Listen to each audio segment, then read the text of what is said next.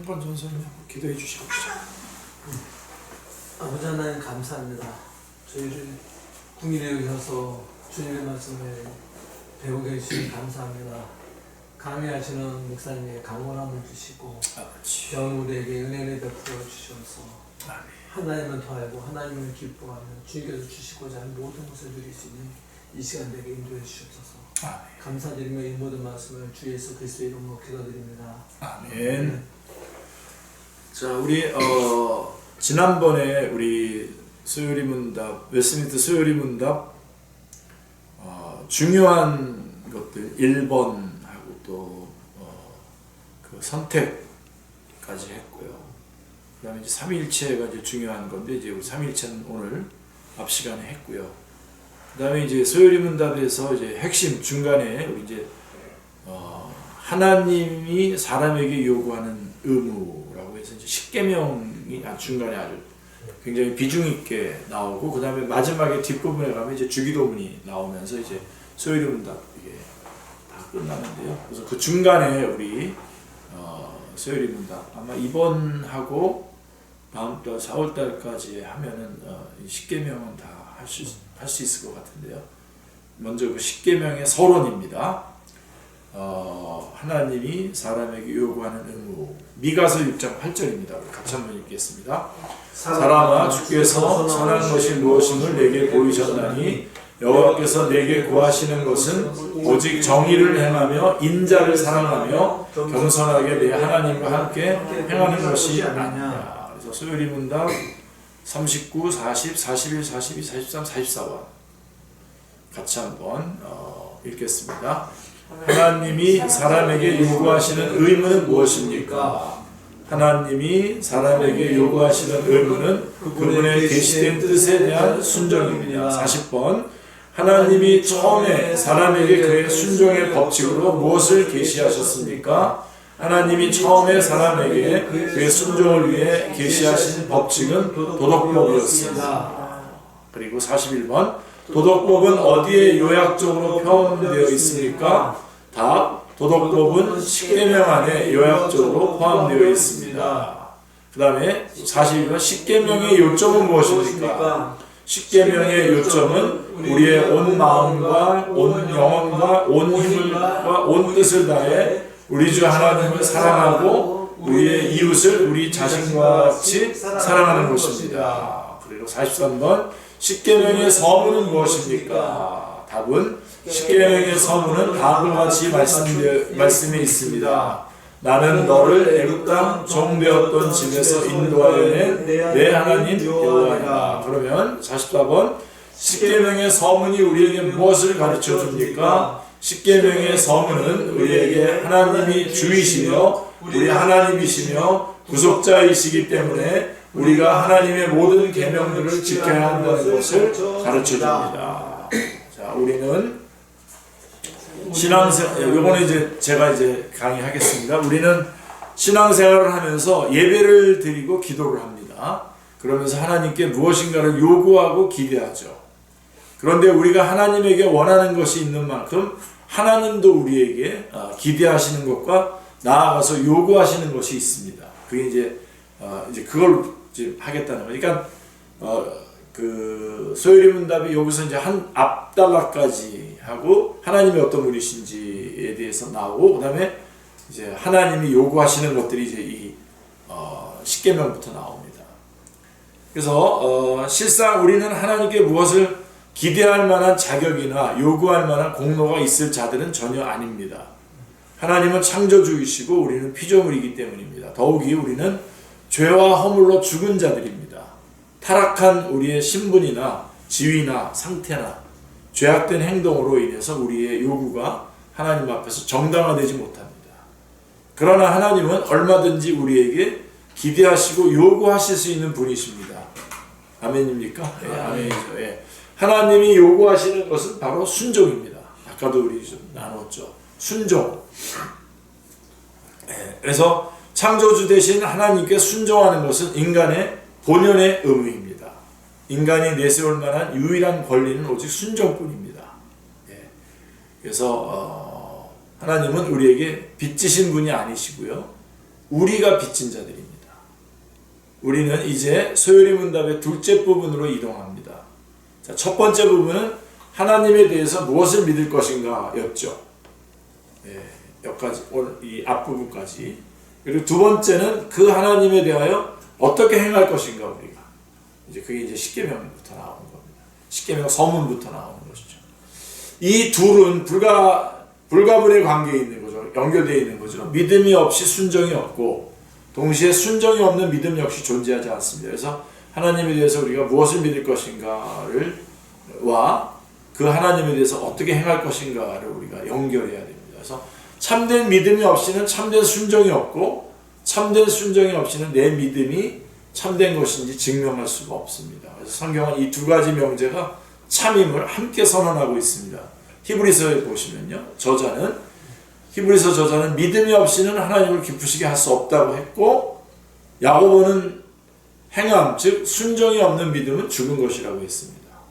그러니까 우리의 믿음이 참되다는 사실을 확인할 수 있는 증거로서 선지자 미가는 오늘 6장 8절에서 미가서 6장 8절에서 본문 말씀을 통해서 예배하는 신자들을 향한 하나님의 진정한 요구가 무엇인지 선포해주고 있습니다. 그래서 첫 번째로 8절 하나님은 우리가 모든 일에 공의를 행할 것을 요구하십니다. 8절 같이 읽겠습니다. 사랑아 주께서 선한 것이 무엇임을 내게 보이셨나니 여호와께서 내게 구하시는 것은 오직 정의를 행하며 인자를 사랑하며 겸손하게 내 하나님과 함께 행하는 것이 아니냐. 유명한 말씀이죠. 이 미가서 6장 8절이요. 하나님께 채널을 맞춰라 그래가지고 젊은 청년 전도사 때 설교도 했었었는데 6장 8절.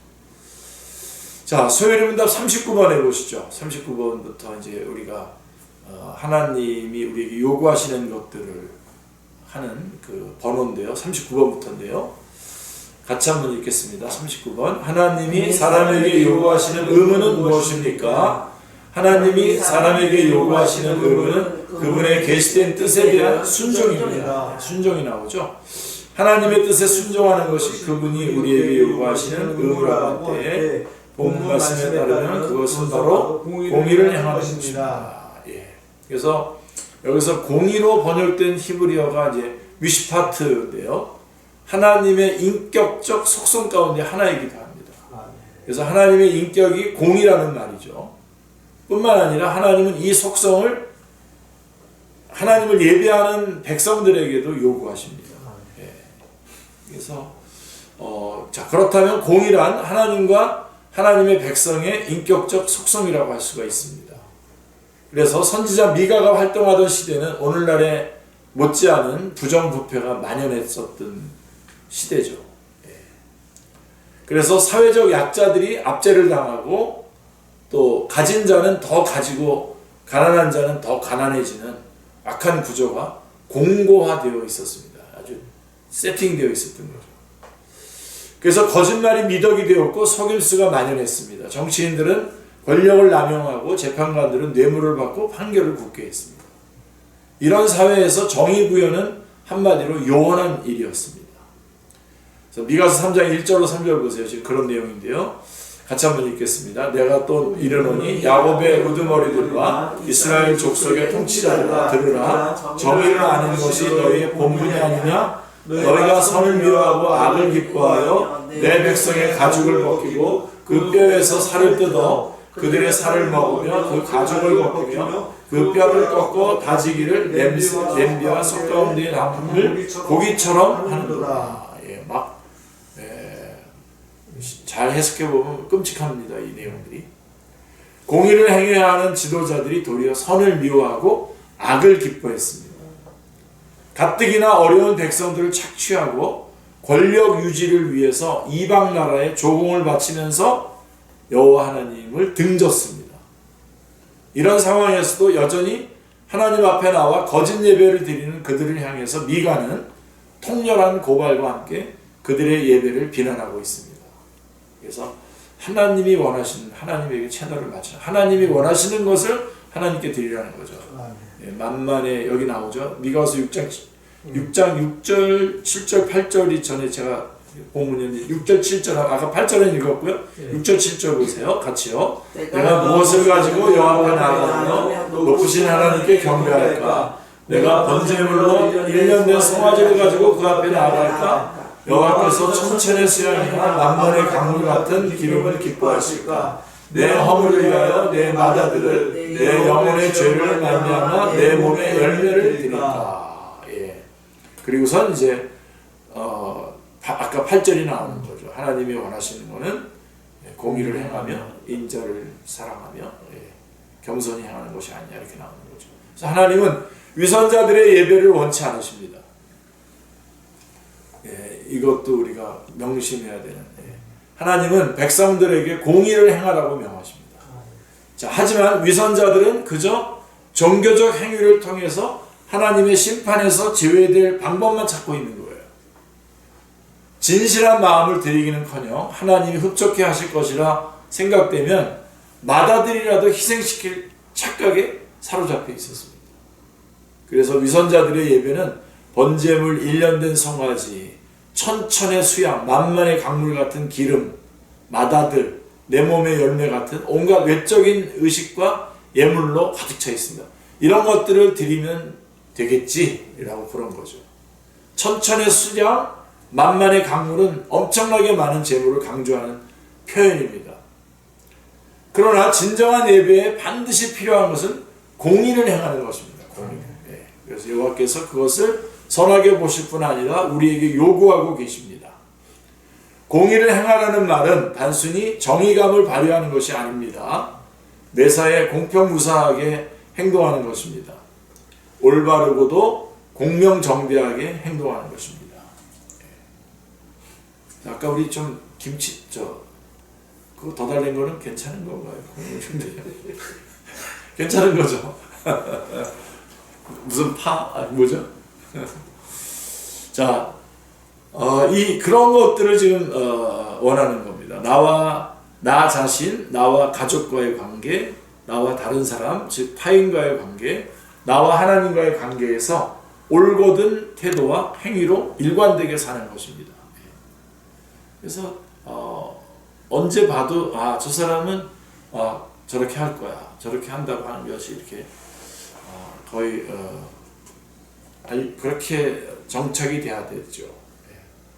저는 이제 축구팀을 많이 이렇게 만들기도 하고 같이 뛰기도 하고 그러면서 이제 상비군이 있어서 상비군도 이렇게 연령별로 이렇게 올라가기 때문에 다른 팀이 이렇게 구성이 되는데 항상 문제가 되는 사람은 항상 문제가 돼요. 어디 갔었는지 문제가 되는 거 봅니다.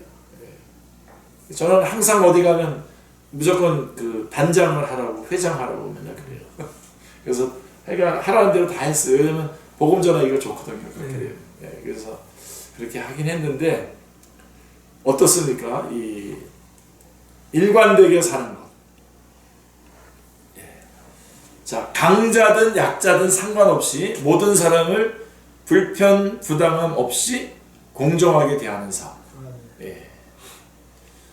이것은 위선자들의 형식적인 예비와는 판이하게 다른 방식이죠. 그들은 이제 뭔가 물질로, 뭔가로 이런 것들로 이제 하나님 앞에 나가려고 하는데, 그런데 선지자는 사람의 마음의 동기까지 살피고 있습니다. 동기. 그래서 더불어 살아가는 사람들을 정직하고 거기에다 더해서 정직하고 친절하고 공평한 태도로 대하고 있는지 묻고 있는 것입니다.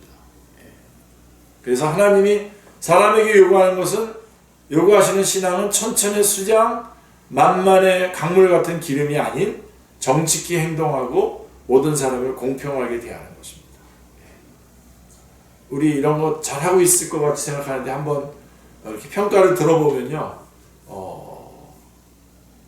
깜짝깜짝 놀랄 때가 많습니다. 좀 가끔씩 이렇게 같이 공동체 안에서 이렇게 이런 것들을 좀 확인도 하고 하셔야 됩니다. 하나님의 율법에 대한 순종이 이렇게 나타나야만 합니다. 그리스도인들이 그저 예배당 안에서 외형적인 모습에 만족하면서 삶에서는 공의를 행하는 일에 무관심하다면 그것은 하나님의 요구를 저버리는 것과 같습니다.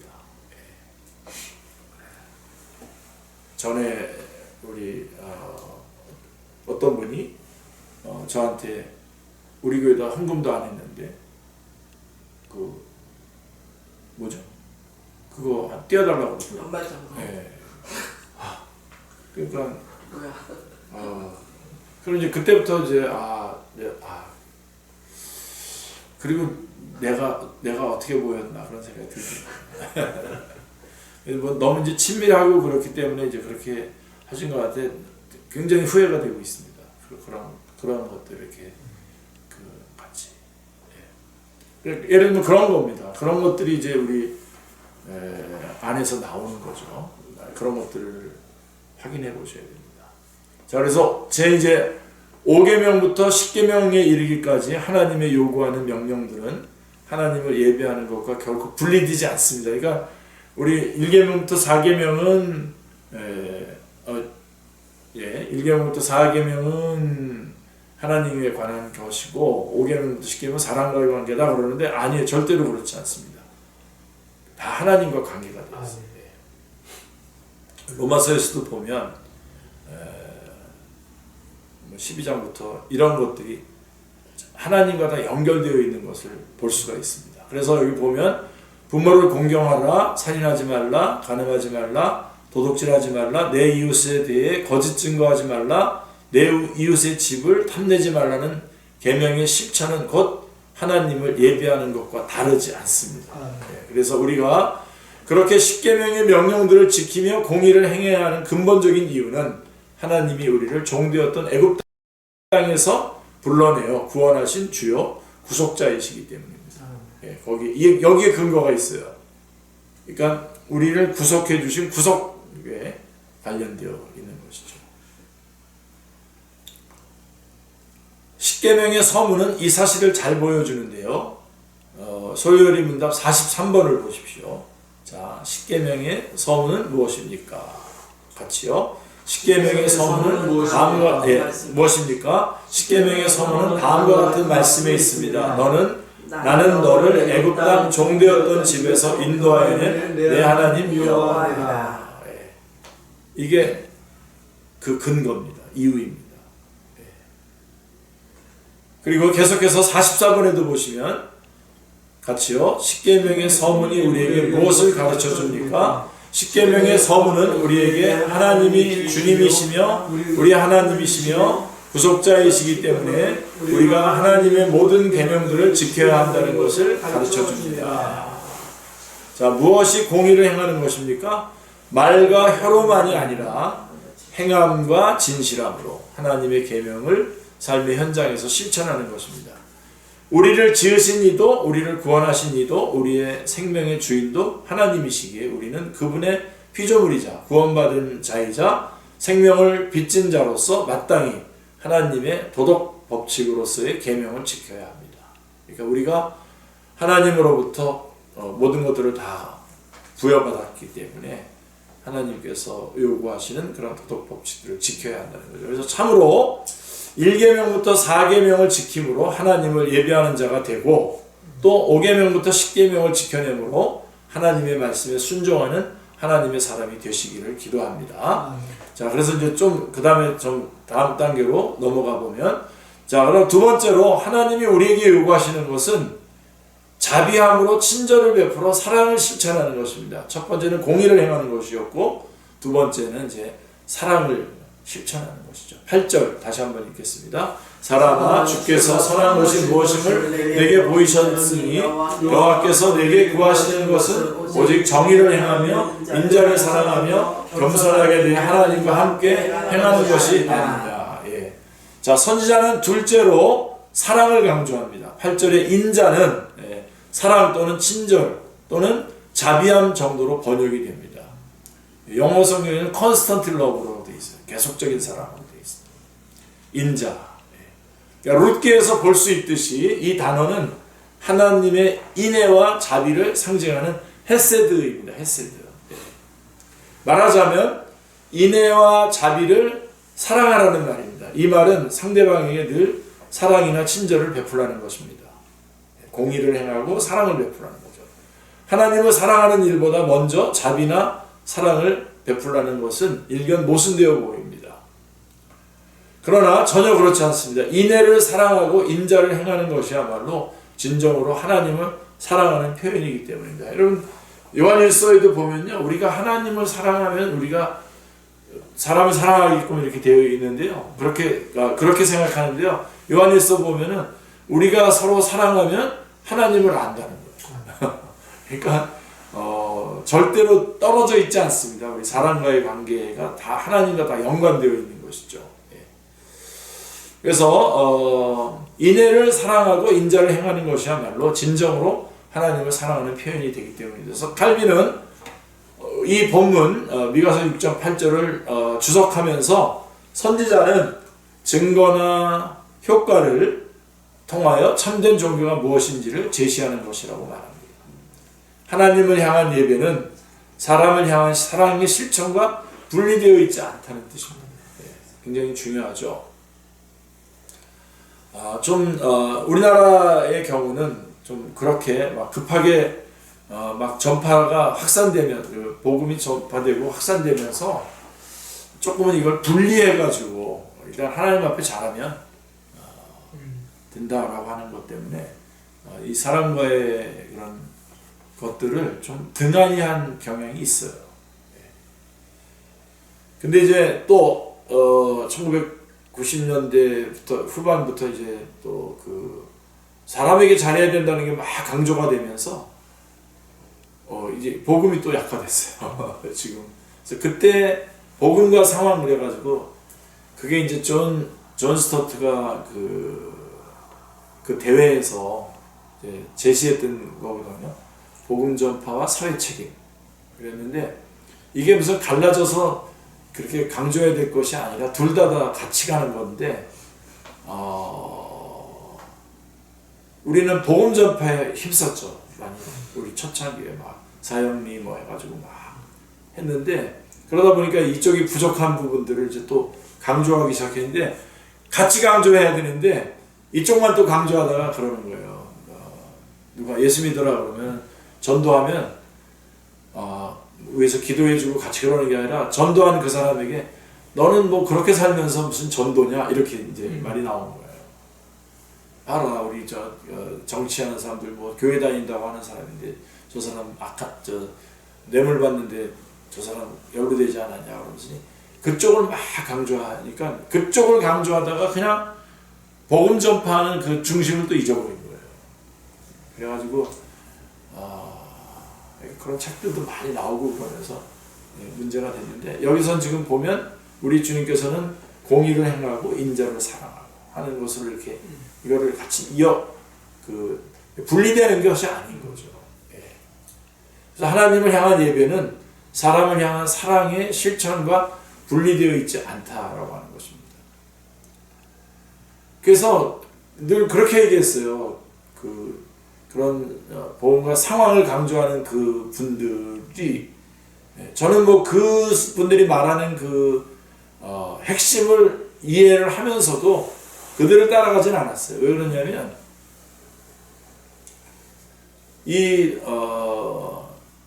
복음을 전한다고 하면서 그래가지고 이제 어떻게 얘기하면 그때 이제 핵심이 뭐냐면 교회에서 예배 잘 드리고 이런 게 뭐가 중요하냐.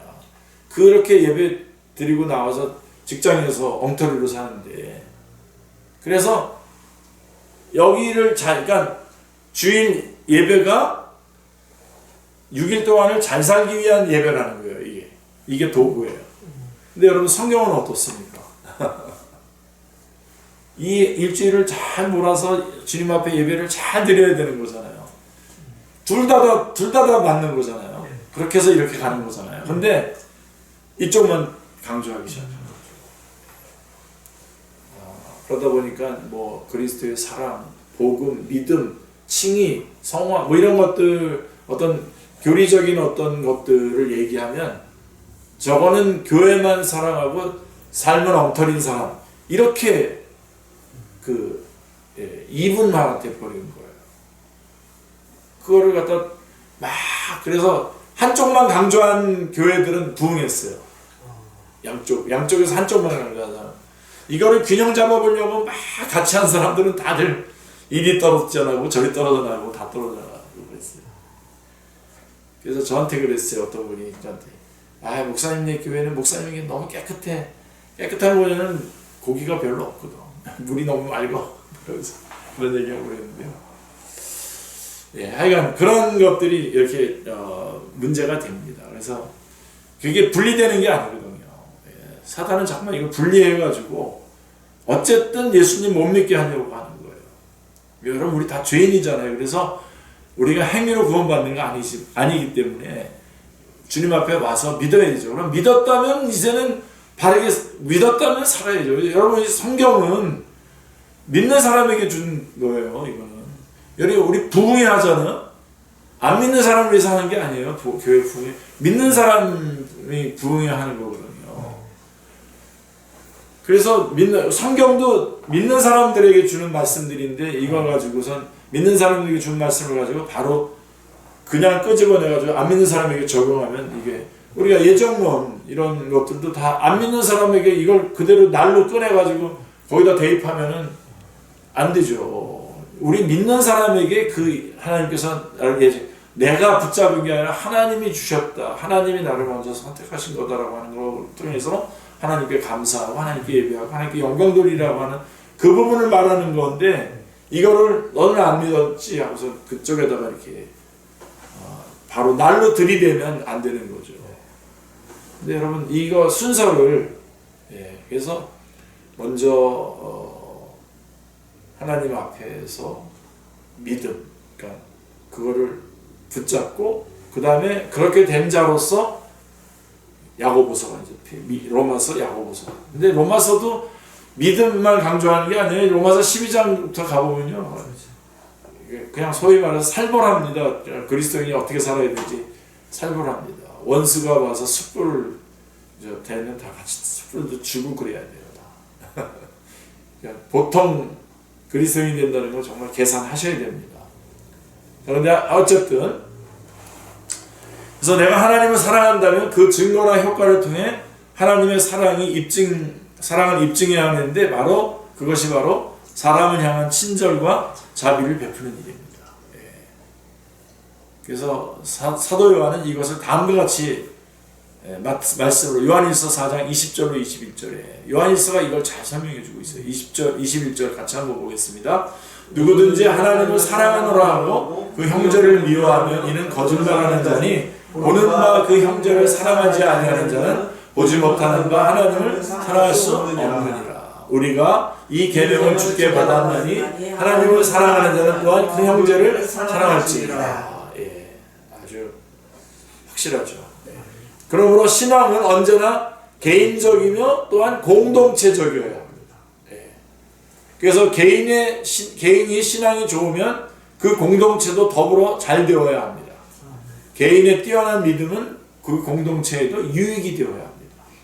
그래서 성도는 다른 성도와 이웃을 향해 온갖 사랑의 의무를 수행해야 합니다. 성도는 항상 다른 성도의 입장에 설 줄 알아야 됩니다. 내게 도움을 요청하는 이웃의 입장에서 그들에게 무엇이 필요한지 생각할 줄 알아야 합니다. 그래서 영어에서 put yourself in someone's shoes라고 하는 말이 있습니다. 그러니까 다른 사람의 신발을 신고 그 사람의 삶을 살아보고 그의 시간과 공간에서 그를 이해해 보라는 말입니다. 이렇게 살면 성자죠, 성자. 이런, 조금만 달라도 못 받아들이잖아요. 근데 그 사람의 신발을 신고 한번 걸어보라. 그 사람 한번 신어보라는 거죠. 그럴 때 비로소 우리는 하나님의 사랑을 온전히 실천할 수 있습니다. 사도 바울은 같이 읽겠습니다. 아무 일에든지 다툼이나 허용으로 하지 말고 오직 겸손한 마음으로 각각 자기보다 남을 낮게 여기라고 권면했습니다. 시읒입니다. 시읒 낮게, 더 높게 여기라는 거죠. 그래서 Jesus first, others second, your soul. 그래서 다른 사람, 예수님을 첫째다 두고 다른 사람을 두 번째다 두고 자기를 세 번째다 두라. 그게 조이예요. 조이의 이니셜인데, 그게 빌립보서 1장이 이는 내게 사는 것이 그리스도니 죽는 것도 유익하다 그러면서 예수님을 첫 번째다 두라고 하는 거거든요. 그래서 2장에 가면 2장 3절이 바로 이겁니다. 다른 사람을 두 번 더 낮게 여기고 자기를 거기다 두면 겸손한 마음으로 대하게 되면 기쁨 뺏기지 않는다는 거거든요. 그게 조입니다. 이것은 율법이요 선지자의 강령입니다. 이게 마태복음 22장 37절로 40절에서 우리 주님께서 직접 말씀하신 겁니다. 같이 읽겠습니다. 예수께서 이르시되 내 마음을 다하고 목숨을 다하고 뜻을 다하여 주 너의 하나님을 사랑하라 하였으니 이것이 크고 첫째 되는 계명이요 둘째도 그와 같으니 내 이웃을 내 자신과 같이 사랑하라 하셨으니 이 두 계명이 온 율법과 선지자의 강령이라. 이것이 소유리 문답 42번이 말하는 10계명의 요점입니다. 하나님의 헤세드 사랑, 헤세드를 사랑하여 다른 성도와 이웃에게 사랑과 자비를 실천하는 성도들이 되시기를 기도합니다. 그리고 세 번째로 뭔가요? 겸손이죠. 그죠? 셋째, 하나님이 사람에게 요구하시는 것은 우리 미가서 6장 8절의 말씀처럼 항상 겸손한 마음으로 하나님과 신실하게 동행하는 것입니다. 8절 다시 한번 같이 읽겠습니다. 사람아 주께서 선한 것이 무엇임을 내게 보이셨나니 여호와께서 내게 구하시는 것은 오직 정의를 행하며 인자를 사랑하며 겸손하게 내 하나님과 함께 행하는 것이 아니니라. 여기서 겸손하게로 번역된 원어 하츠네아라고 하는 이 단어는 자신을 낮추고 엎드려 절하는 행위를 뜻합니다. 그래서 우리는 매사에 겸손해야 하지만 하나님 앞에서는 특별히 더 겸손해야 합니다. 비록 아주 작은 것이라도 우리가 하나님 앞에서 자랑하게 된다면 그것은 하나님을 우리의 적으로 돌리는 것이 됩니다. 정말 아주 이건 철저하게 하셔야 됩니다. 누가복음 17장 기억나시지 않습니까? 우리는 하나님 앞에서 자랑할 것이 단 하나도 없는 존재들입니다. 우리는 하나님 앞에서 희생하고 포기한 것이 아무것도 없는 사람들입니다. 예전에는 아주 늦은 나이에 신학교에 입학한 사람들이 종종 있었습니다. 요즘도 있는데요. 예전에는 좀 더 많았어요. 제가 다닐 때 제가 제일 막내였었어요. 저도 한 4년, 한 3년 뒤에 들어갔는데도 그들 가운데 어떤 이들은 사업에 성공하고 꽤나 높은 사회적 위치에 있었습니다. 그런 사람들이 오신 분들 있어요. 군인 중에서는 또 뭐 대령까지 하시고 오신 분들 있고 막 저만 하더라도 그렇게. 그들은 종종 자신들이 그 모든 것을 희생하고 목사가 되기 위해 신학교에 왔다며 간증 아닌 간증을 하곤 했습니다. 제가 선교단체 한 군데 할 때는 거기 의사 두 분하고 제가 같이 리더십이었는데 맨날 의사였다는 얘기 맨날 해요. 제가 어떤 때는 제가 그렇게 지금 그만 울고 먹으라고 그랬어요. 자, 그러나 죄와 죽음과 지옥에서 우리를 구원하신 하나님을 진실되게 믿는 사람이라면 하나님을 위해 희생한 것은 하나도 없는 겁니다. 아멘이죠? 아무것도 없는 거예요. 뭔 소리예요? 그냥 저 받고 싶어요. 그 로이드 존스 목사님도 그랬잖아요. 자기가 의사였다가 목사가 됐잖아요. 나는 조금도 희생할 것이 없다. 그렇게 솔직하게 고백하잖아요. 하나님이 뭐가 부족해서 우리의 희생과 포기를 요구하시겠습니까? 도리어 우리는 예수 그리스도 안에서 모든 것을 얻었습니다. 우리 마태복음 22장에 나오는 그 포도원 품꾼 비유도 포도원 품꾼 제일 일찍 들어간 사람들이잖아요. 우리 좀 일찍 들어간 사람들인데 일찍 들어가서 그 안에서 일하고 있다는 게 축복이죠. 늦게 들어와서 돈 우리 똑같이 받았다, 똑같이 늦게 들어와도 구원받았네요. 구원받아서 너무너무 귀하지만 그동안에 이 땅에서 다 팔리면서 사는 거 아니에요. 얼마나 억울해요. 하나님께 영광 돌리면서 매일 살았어도 아까운 시간들을. 그래서 우리는 그런 면에서 기뻐할. 그러니까 우리의 희생 없어요. 그러니까 그런 거 내세우는 사람 있으면 한 대 줘봐봐야 돼요. 자, 우리가 잃은 것은 없습니다. 그분이 모든 것을 주셨습니다. 그러니 어찌 하나님 앞에서 무언가를 내세우며 고만할 수 있겠습니까? 그러기에 우리는 그분 앞에서 무릎을 꿇고 복종할 수 있을 뿐입니다. 누가복음 17장 10절에서 우리 주님은 참된 종의 자세에 대해서 이렇게 말씀하셨습니다. 같이요. 이와 같이 너희도 명령받은 것을 다 행한 후에 이르기를 우리는 유익한 종이라 우리가 하여야 할 일을 한 것뿐이라 할지니라. 달리 말하면 우리는 하나님과 동행하기 위해 그리고 하나님이 맡기신 일을 감당하기 위해 겸손해져야 됩니다. 이것은 피조물이자 죄인인 우리가 하나님 앞에서 마땅히 가져야 하는 자기인식입니다. 자기 자신을 아무것도 아닌 자로 인식하는 자에게 하나님과 동행할 자격이 주어집니다. 인간인 우리가 자신에 대해 정확히 인식하지 못하면 하나님과 동행하기는커녕 하나님을 온전히 알 수 없습니다. 알 수조차도 없습니다. 지금 하나님과 동행해야 되는데 하나님 알지도 못하고 그걸 어떻게 하겠습니까? 하나님을 온전히 알고 섬기려면 자신을 잘 알아야 합니다. 자기 자신뿐 아니라 우리가 마땅히 경배해야 할 하나님을 알려 하지도 않는 것이 교만 그 자체입니다. 교만은 하나님이 가장 미워하시는 것 가운데 하나이며 교만을 버리지 않는다면 반드시 패망이 이를 것입니다. 저는 옛날에 그렇게 많이 했어요. 하나님이 어디 계시냐고 그런 사람한테 한번 교만을 떨어봐. 바로 하나님이 나타나실 테니까. 근데 우리 그리스도인들은 특별히 교만하면 하나님이 직방이에요. 한번 교만 한번 떨어보세요. 정말 바로 조치하십니다. 바로.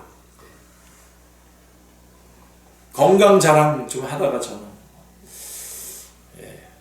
저는 항상 튼튼할 줄 알았는데 이거 삐걱하더라고요. 그래서 하나님을 의지할 수밖에 없어요. 맨날 축구할 때 나는 건강을 위해서 하는데 그러면서 했는데 한 번 할 때마다 이게 다 은혜였구나. 뛸 수 있었던 게 은혜였구나라는 걸 요즘 더 강력하게 알고 있습니다. 이게 또 내 거 얘기하면서 자랑하는 거죠. 지금. 이런 게 안 되는 거예요. 자, 솔로몬왕은 이렇게 말했습니다. 잠언 16장 18절로 20절 한번 같이 읽겠습니다. 교만은 패망의 선봉이요 거만한 마음은 넘어짐의 앞잡이니라. 겸손한 자와 함께하여 마음을 낮추는 것이 교만한 자와 함께하여 탈취물을 나누는 것보다 나으리라. 삶과 말씀에 주의하는 자는 좋은 것을 얻나니 여호와를 의지하는 자는 복이 있느니라. 우리가 하나님을 참되게 예배하기 위해서 드려야 할 제물이 있다면 그것은 바로 겸손입니다. 겸손은 천천의 수양과 만만의 강물 같은 기름으로도 도무지 하나님을 기쁘시게 할 수 없음을 잘 아는 마음의 상태입니다. 뿐만 아니라 비록 화려하지 않더라도 소중한 것을 드릴 때 하나님은 기뻐하신다는 믿음입니다. 겸손이 없다면 천천의 수양과 만만의 강물 같은 기름이라도 헛된 제물에 지나지 않을 뿐입니다.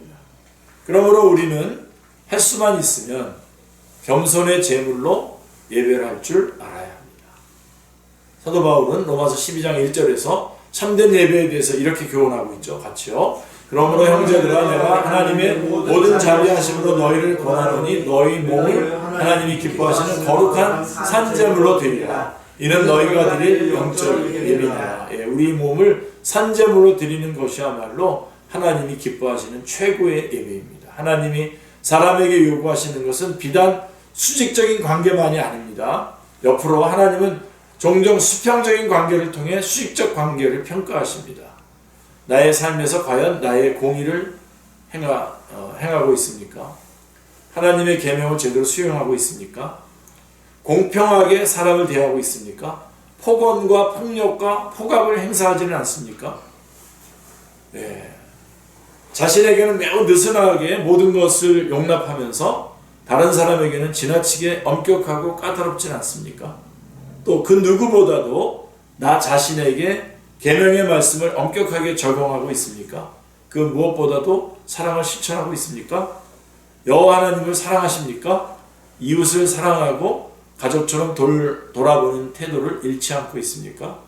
그러면서도 여전히 겸손하게 하나님과 동행하고 있습니까? 물어볼 수 있는 거 다 물어봤습니다. 이런 질문들은 하나님을 향한 그리스도인의 순종을 가늠해 볼 수 있는 중대한 시금석입니다. 한번 점검해 보시길 바랍니다.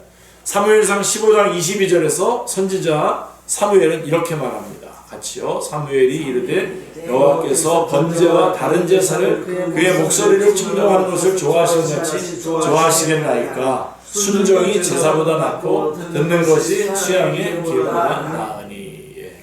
그래서 공의를 행하고 인자를 사랑함으로 드리는 우리의 순종의 제사를 원하시는 여호와 하나님과 항상 겸손히 동행하시기를 기도합니다.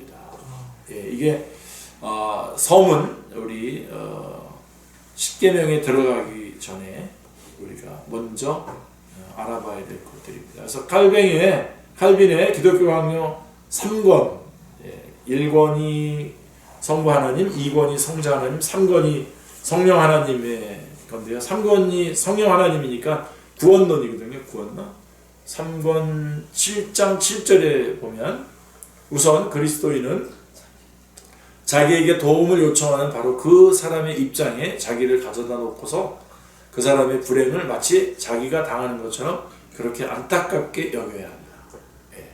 그렇게 해야만 비로소 동정심과 인간다운 감정이 일어나서 마치 자기에게 하듯 그렇게 그 사람을 도울 수 있다.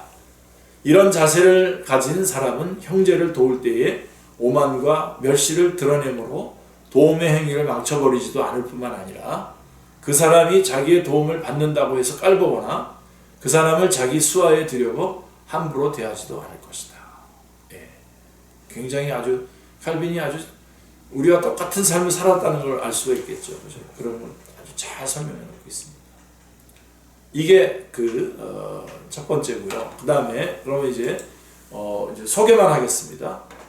그 다음에 첫 번째가 이제 십계명의 첫 번째 계명이 제1계명 내 앞에 다른 신을 두지 말라. 이게 1계명입니다. 그래서 본문만 한 번씩 읽을까요?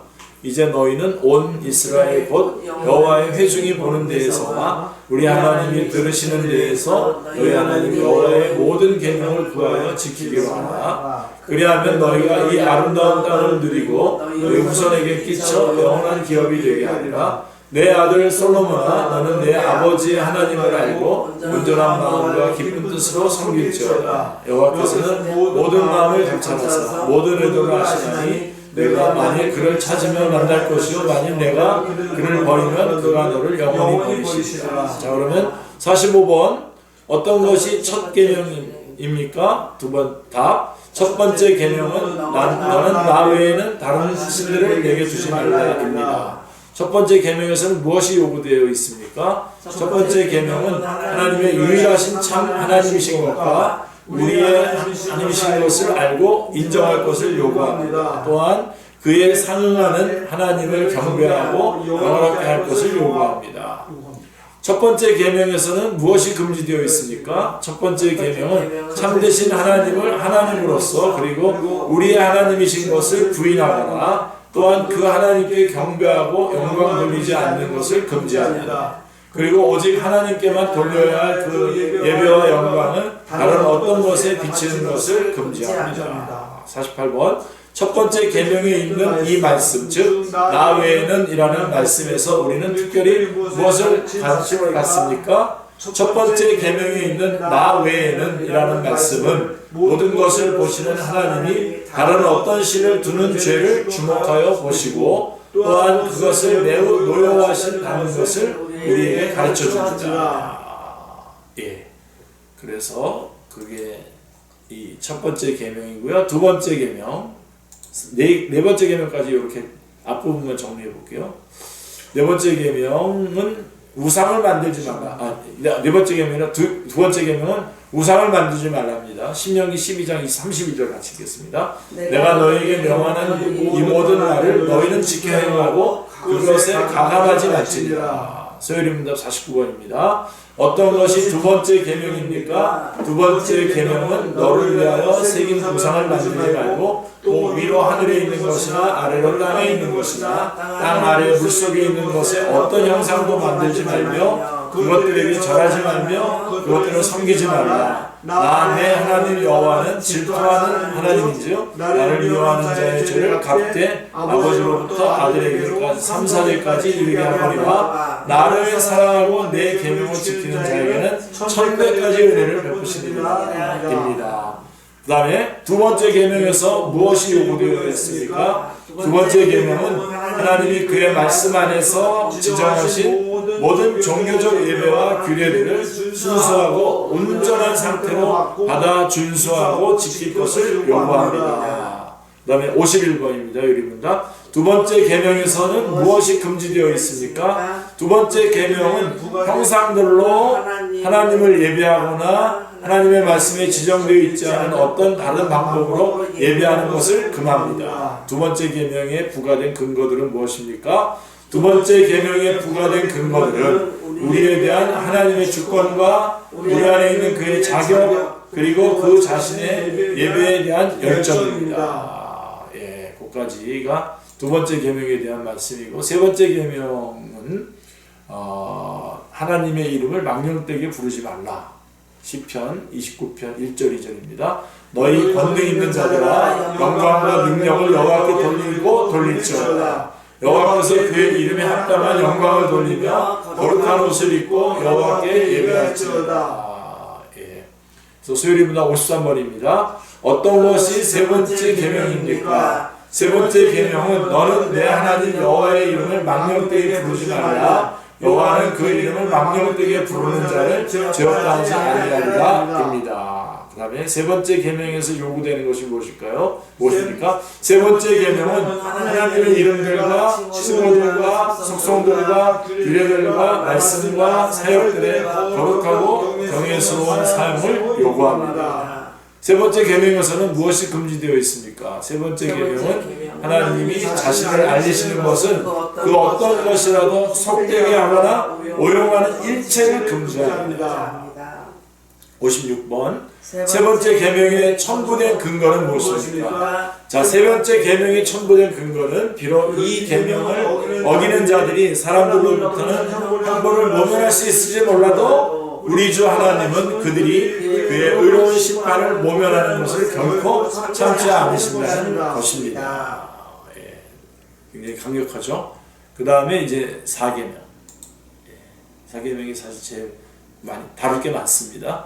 안식일을 기억하여 거룩히 지키라. 신명기 12장 12절, 신명기 5장 12절부터 15절입니다. 내 하나님 여호와가 내게 명령한 대로 안식일을 지켜 거룩하게 하라. 엿새 동안은 힘써 내 모든 일을 행할 것이다. 일곱째 날은 내 하나님 여호와의 안식일인즉 너나 내 아들이나 내 딸이나 내 남종이나 내 여종이나 내 소나 내 나귀나 내 모든 가축이나 내 문 안에 유하는 객이라도 아무 일도 하지 못하게 하고 내 남종이나 내 여종에게 너같이 안식하게 할지니라. 너는 기억하라. 내가 애굽 땅에서 종이 되었더니 내 하나님 여호와가 강한 손과 편팔로 거기서 너를 인도하여 내었나니 그러므로 내 하나님 여호와가 내게 명령하여 안식일을 지키라 하리라. 예. 수요일입니다. 57번, 58번, 59번, 60번, 61번, 62번. 자, 57번입니다. 어떤 것이 네 번째 계명입니까? 네 번째 계명은 안식일을 거룩하게 기억하여 거룩하게 지키라. 엿새 동안은 힘써 내 모든 일을 행할 것이나 일곱째 날은 내 하나님 여호와의 안식일인즉 너나 내 아들이나 내 딸이나 내 남종이나 내 여종이나 내 가축이나 내 문 안에 머무는 객이라도 아무래도 하지 말라. 이는 엿새 동안에 나 여호와가 하늘과 땅과 바다와 그 가운데 모든 것을 만들고 일곱째 날에 쉬었습니다. 그러므로 나 여호와가 안식일을 복되게 하여 그 날을 거룩하게 하였느니라. 예. 그 다음에 네 번째 계명에서 요구되는 것이 무엇입니까? 네 번째 계명은 하나님이 그분의 말씀 안에서 지정하신 구별된 때들을 거룩하게 지키는 것을 요구합니다. 특히 7일 중에서 하루의 전체를 하나님께 거룩한 안식의 상태로 지키는 것을 요구합니다.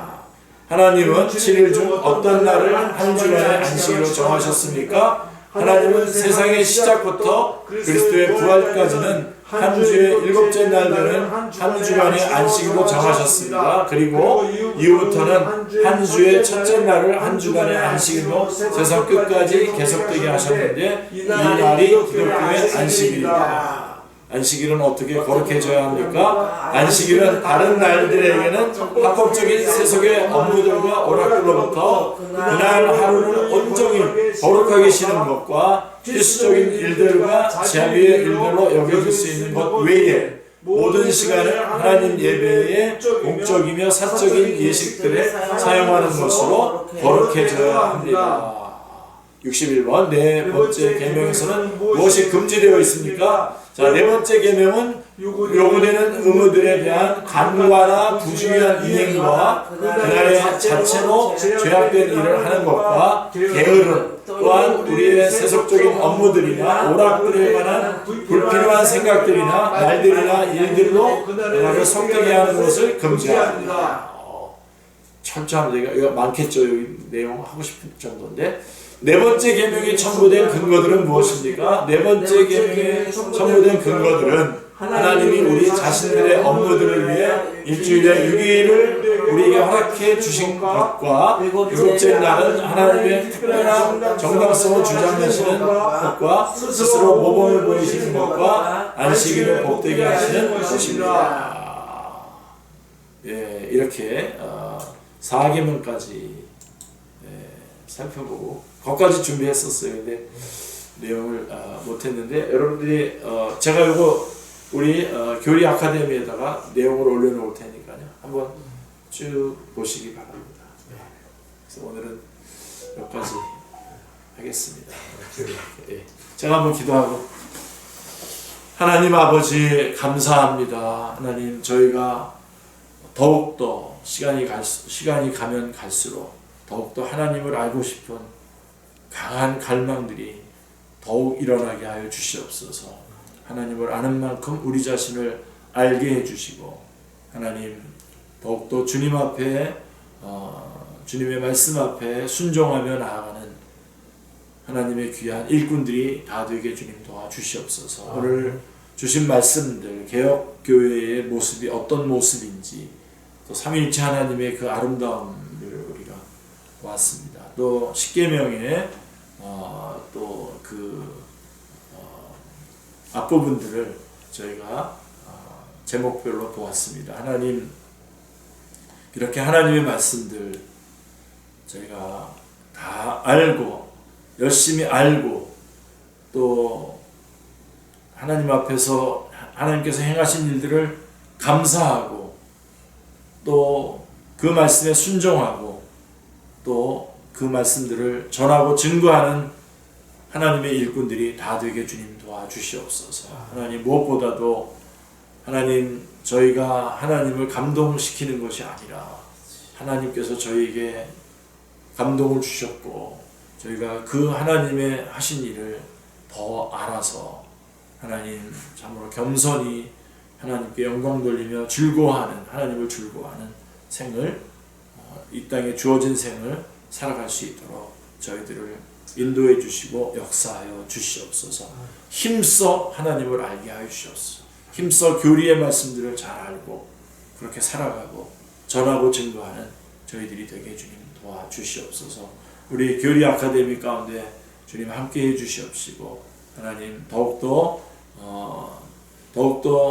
교리를 잘 알아갈 수 있는 그러한 학교로 주님께서 아카데미로 인도하여 주시옵소서. 우리 오늘 함께한 우리 멤버들 또 함께하지 못한 우리 멤버들 주님께서 같은 은혜 베풀어 주시고 하나님께 영광 돌리는 저희들이 다 되게 하여 주시옵소서. 오늘을 인도하신 주님 감사합니다. 저희들의 남은 생애도 인도하여 주시옵소서. 주 예수 그리스도의 이름으로 기도드리옵나이다. 아멘. 아멘. 감사합니다. 감사합니다.